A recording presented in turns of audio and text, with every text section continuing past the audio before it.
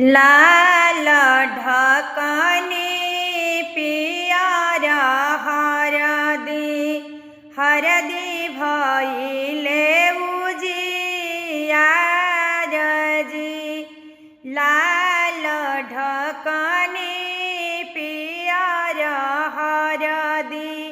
हरदी भइले उजियार जी।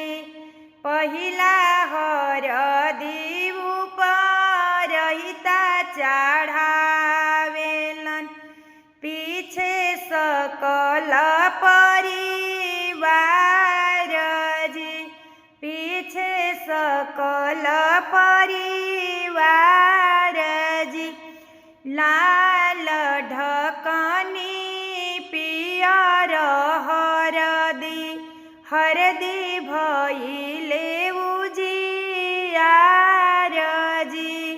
हरदी भइले उजियार जी।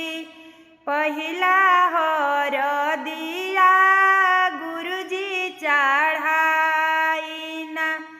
तब सकल परिवार जी। तब सकल परिवार जी। पहिला हरदिया पंडित चढ़ावेलन, पीछे सकल परिवार जी। पीछे सकल परिवार जी। लाल ढकनी पियर